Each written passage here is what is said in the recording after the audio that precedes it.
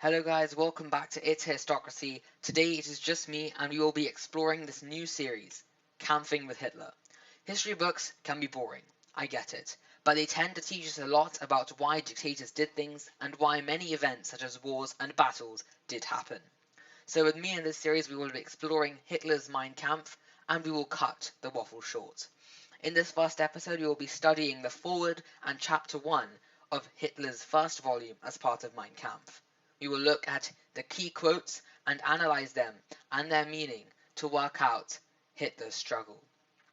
So, quote 1 is, "This work will allow me to describe my own growth in the movement and assist in crushing the falsehoods about me created by the Jewish press. My writing is not for strangers, but for those heartstrong supporters of the movement and those whose minds need enlightenment." So, if I'm supposed to be a heartstrong supporter of the movement, which I'm not, maybe I shouldn't be reading this book. But anyway, it states by inference that anti-Semitism was existent before 1925, when the first volume of Mein Kampf was printed. It's quite ironic when it says that there were falsehoods created by the Jewish press, because Hitler was quite anti-Semitist. But he actually did state many times in his life that violent pogroms were not right. However, this is actually ironic in itself because Kristallnacht was led by Hitler, and this comes on to his later life, but at this time he believed in anti-Semitism, but in a way that wasn't violent and more of the mind. He also says that it's not for strangers. And he actually did make sure that when he was in rule that everyone nearly in Germany had to have a copy and read Mein Kampf. So maybe this is showing the transition of Hitler's life when he was stuck in prison and when he was Führer. Anyway, on to the second quote. Just to let you know, before this quote comes in, he actually talks about the story of his career and when he wanted to become a painter and a more art version of an artist, whereas his father wanted to become a civil service officer. And Hitler actually stuck to this fact, stuck to this stubbornness that he wanted to be an artist, that he actually, in all his other subjects such as maths and science, he stopped concentrating and his reports became horrible. Anyway, this quote says, "Austria must return to the great German mother country, not for economic reasons. No, the economics are unimportant. Even if it did not make an economic sense, it must still take place, because common blood belongs in one common realm." So he appreciates Germany in this use of great, and he does this many times in Mein Kampf. He also states that the economics are unimportant. Therefore, his aims are suggesting that they are much more social and political towards people as a society rather than the money. He also states that there is common blood, which confirms and reinforces this social idea of trying to be united. He had a very caring childhood, which is shown by this, that all people from Germany who are German speakers are united. And this is the concept of pan-Germanism, that we need to unite all German speakers. And this was one of the biggest reasons why Hitler went to the extent that he did. Quote 3. "The fate of Austria is so completely intertwined in the Germanic life that it is unthinkable to separate history into German and Austrian. When Germany finally split into two spheres of authority, this very separation was German history." He uses the word unthinkable, and he uses this exaggeration, this hyperbole, to be able to state his complete and utter yearn for unity between Germany and Austria. His idea of German history is very unique in what he says. Austria and Germany had actually been linked quite a lot, politically and militarily.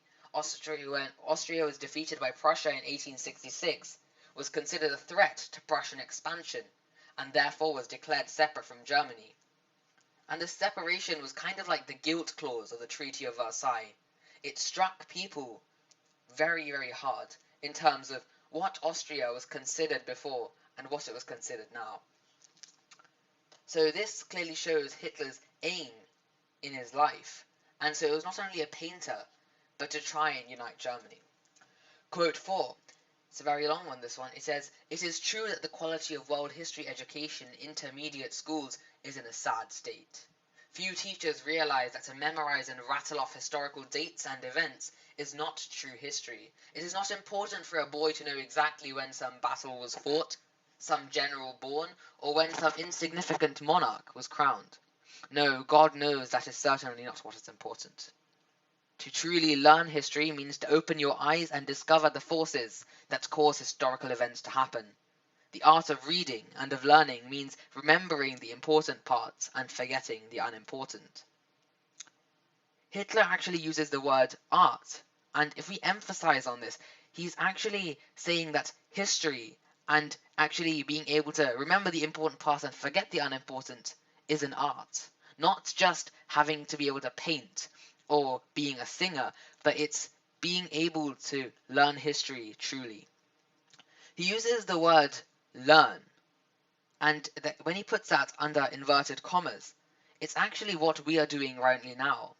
It is not what we do in school, as Hitler is saying, about learning different dates, but it is about trying to make a change and understanding what this history can do in the future. So actually here, this is one of the few points in Mein Kampf where modernization is actually agreeing with what Hitler says. We should actually agree with what Hitler is saying here in terms of what truly history learning means. Now for quote 5, he says, "In Germany, the elected members of the government failed to see any of this happening. It was like they were struck with blindness. They could have walked beside a corpse showing signs of decay and proclaimed they had discovered signs of new life." Now this one is actually one of a more humorous exaggerations that Hitler uses. He uses sarcasm in trying to insult the government and mock them. And he was talking about the Weimar government here, who couldn't pay the £6.6 billion reparations. And this led to hyperinflation and the Great Depression later on. He actually says that the Weimar government are quite new and inexperienced, which was correct in his way, but it was actually quite sad at the time for Hitler personally as well, because his mother and father were dying at this time, and so he was already in a sad state because of his yearn for Germany's unification, but also his personal life was not going very well either. This political cartoon shows what Germany's state was after the Treaty of Versailles, where Germany is seen as this little mouse-like small general type character who has to swallow the peace terms whether they like it or not. Now quote 6 is the last one as part of chapter 1, his childhood home. It says, "I too would be something important, but never an official." And this is actually the last line that he says in chapter 1 as a cliffhanger before he moves on to chapter 2. It shows his stubbornness to never be an official and never follow his father's civil service dream. He definitely did become important in his life, however, and he did show that his oratory skills and his skills of being a political mastermind were definitely quite high. He had his aspirations, and he definitely had a struggle. If you know, Mein Kampf means my struggle, and I have to agree here that Hitler's struggle was a very deep and hard-working one. So let's go to the summary. In this chapter, we learned that maybe this book is not for me, as I am not a heartstrong supporter of his movement. We also learned that in the first chapter, even in Hitler's childhood, he's learning about pan-Germanism, and it is such a big part of his personality in trying to unify Germany and Austria. We talked about how Hitler has this essence of history that he really thinks is important at his young age.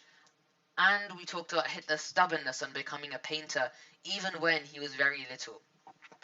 So, see you next time for episode 2, and make sure you subscribe to our channel. It's a Histocracy, and we'll see you next time. Bye-bye.